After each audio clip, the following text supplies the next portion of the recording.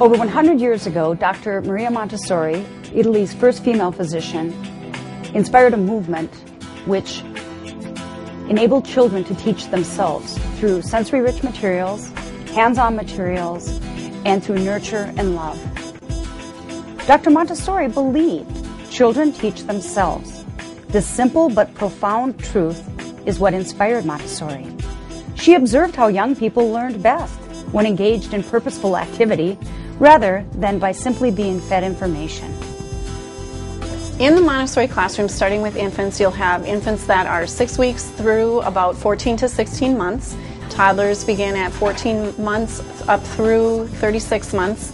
And then we also have our early childhood program, which runs ages 2.5 through 6, including kindergarten. And then in the elementary level, you have an elementary level 1 classroom, which is ages 6 to 9, or 1st through 3rd grade. Elementary level 2 is ages 9 to 12, or 4th through 6th grade.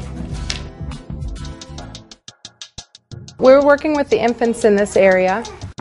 The majority of the day working with infants is just kind of free exploration. They move about the room.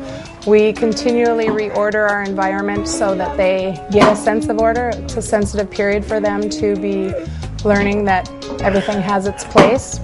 Then we move into a snack time during our day where we will let our friends know that it's snack time. Those that are older that have kind of learned that, they will walk or crawl towards our kitchen. We'll say, let's go to the kitchen. And they'll go in and we'll look for a chair to sit in. And then they're served their snack. Our older friends who can walk clear their own place. So they'll take their tray and their glass to a tub at a different table when they're finished eating. And then they get cleaned up. We also try to allow them to explore on their own and let them problem solve on their own so that we're not just doing everything for them. We work a lot with starting to introduce the fact that that work right now is Bruce's. If another child walked up to him, we wouldn't necessarily make him share that. We would help him let them know that it's his work right now and they can have a turn later. The most exciting is just watching their independence, seeing that they're free to explore. They're not being told, no, no, no, all day long. Most of the time they're being told yes. Montessori believes in allowing the child to do for themselves what they can do for themselves. So we start in our school early on as far as our beds. We don't use cribs, we use a floor bed, which has a little cutout at the end of it that as they're able to crawl, they can crawl in and out of on their own. We use little chairs and tables instead of high chairs. And there again, it's a situation in Montessori where the child is able to be free and independent. They can climb into the chair in and out on their own.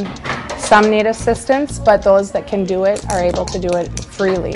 And so with the chairs in the kitchen, it allows them to show us when they're ready to be finished so that they aren't just stuck in that high chair. Well, Montessori believes in taking care of the environment. And so teaching them that at an early age, that everything has its place, it helps them create that sense of order for later in life for organizational skills. Everything we do at this level is something that we try to build so that as they grow, it's already built into their inner self, and it helps them grow into just being self-sufficient, independent people. Being at the children's level in Montessori, we try to always come down to their level so that if they need this, we're not looking at this, you know, they're down here, we're up here. We're equal to them. And so we're down at their level as they crawl about. He maybe just needed to sit on my lap for a few minutes, so he just kind of climbed up here. As he's ready, he can then now get down. If I were standing up to hold him on my hip, he wouldn't be able to just get down when he's ready to go and move about. In our rooms, we have different textures. We try to have hard surfaces, soft surfaces, silky surfaces. And it's just a means, you know, sometimes we'll have a loose scarf that we might just kind of brush over their head and play peekaboo with them. They feel the softness on their cheeks. We can pull on it. Is that soft? Soft and smooth. So you see the shelves with works laid out in baskets individually. Is that we're trying to create that sense of order for them and see the works that are available for them to explore. If they had a toy box there, most of the time they just dump the whole thing out to find the thing that's in the bottom. Here they can clearly see what's available for them to go and explore and to touch and to manipulate.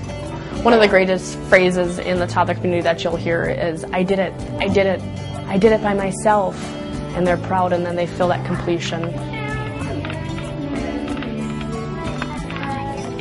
What I find about the Montessori method that is most appealing to myself and to others is that freedom of movement that children have, that independence that they so want and are so thirsty for. With the prepared environments, the children are free to move, to grow, to develop at their own pace, with the adults in the environments really just being available to guide them. Where I grew up in a system where I had a teacher directing me what to do every minute of every day, these kids are deciding what types of things they're going to do, for how long, and it's all within a good structure, but they're driving the process, and I really like that. The job of the teacher in the classroom is not to be the main focus of what the children are looking at. The materials really are the main focus that the children are looking at, and the job of the teacher is to be the guide for the child. So to sit down and set goals with the child, to sit down and give a lesson to a group of children or an individual child, and then to sit back and do some observation to make sure that the children are understanding what was presented to them.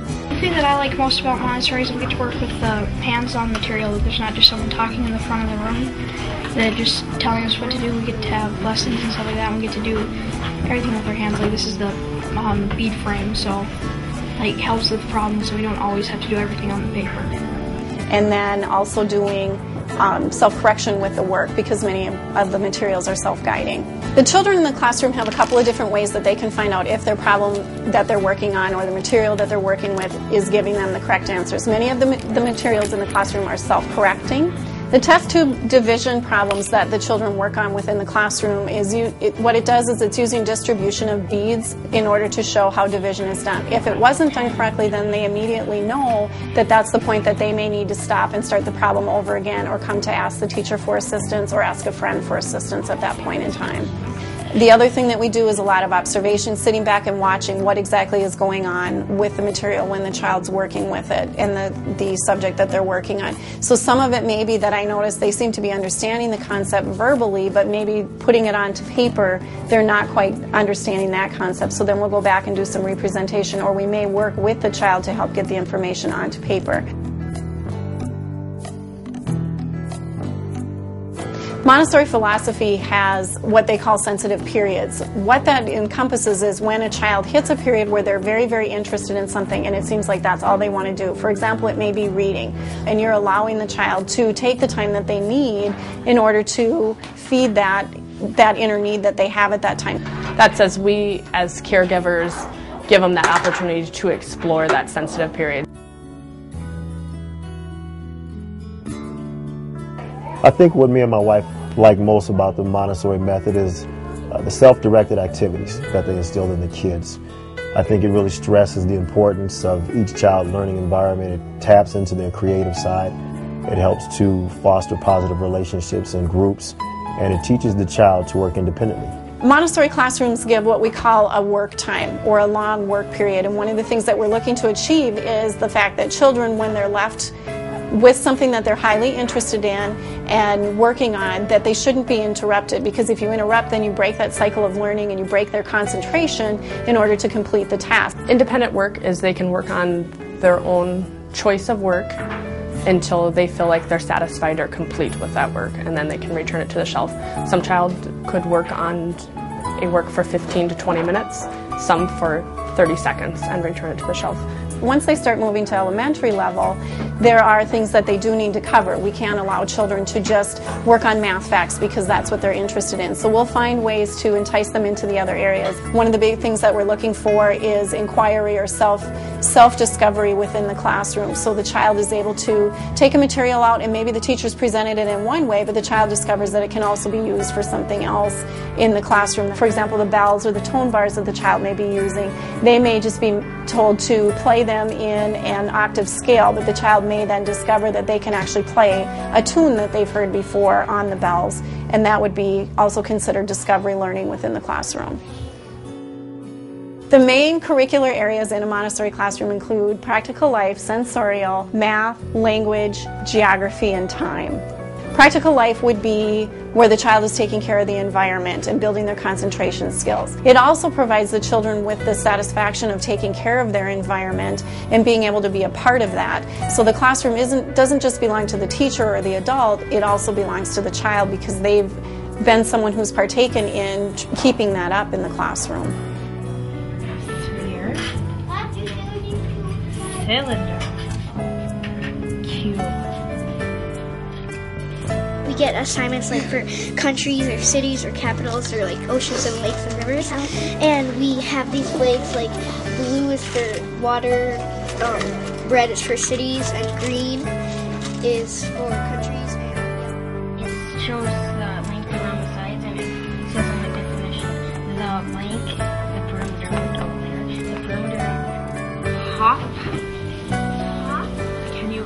They start out with what we call sandpaper letters. They trace the sandpaper letter to learn the letter sound rather than the name because this is preparation for reading and writing. The child actually will write before they read by using what we call the movable alphabet, and it's a box that contains a set of letters that they take out and they may sound out the word. Also found in a Montessori classroom will include art appreciation and basic art elements that children would cover in a classroom. We also include health within the curriculum and music. When you move into the elementary level 1 and 2 classroom, the order still continues on the shelf. So everything that started in the early childhood classrooms, you'll still see that on the shelves in the elementary level classrooms as well. Left to right movement in the classroom is foundation based in reading because you read from left to right, therefore all of the materials move from left to right. The children here, including my son, are not watching television or automated toys powered by batteries. Montessori tries to pull a lot of the natural materials into the classroom. For one thing, you want the child to stay very connected to nature. In our society, we seem to be pulling further and further away from that. So one of the ways that we do it is in the way that the materials are made. They're made mainly out of natural materials, so a lot of wood and materials in the classroom. Also in the science area, pulling as many artifacts as you can into the science area. Elementary level, we do a lot of pulling in of materials, and then we'll do lessons that go along with those. In the Montessori classrooms, we like to have plants in our classroom that the children can care for. We also like to provide animals for them, trying to have one from each animal kingdom, so fish, amphibians, reptiles, birds, and mammals.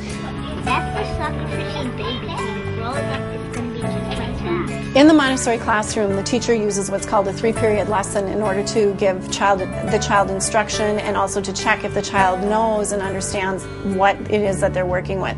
For example, if you were to take the sphere, the cube, and the cylinder and present to the child, one of the things that you would do when you first take out for first period would be to name to the child, this is a sphere, this is a cube, this is a cylinder.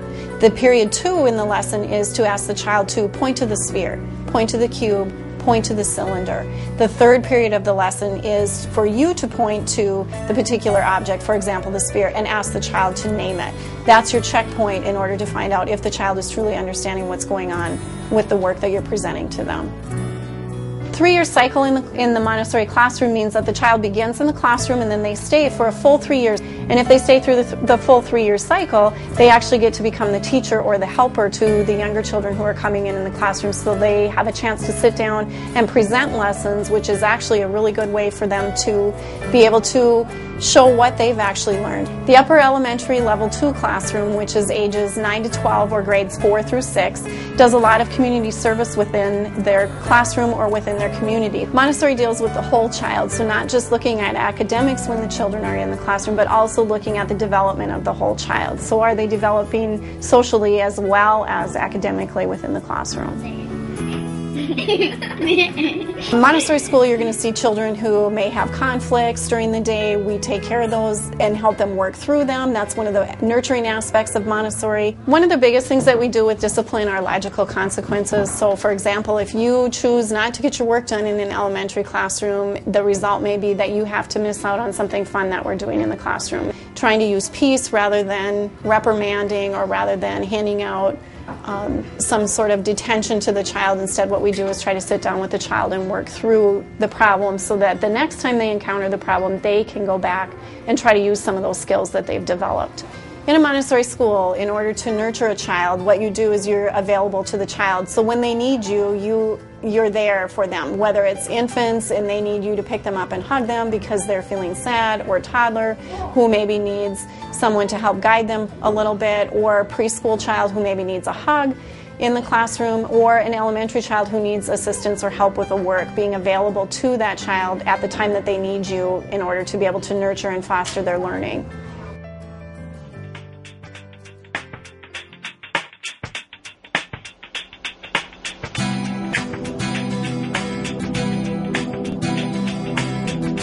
Dr. Montessori's philosophy, materials have inspired Montessori schools around the world, including several hundred in the United States.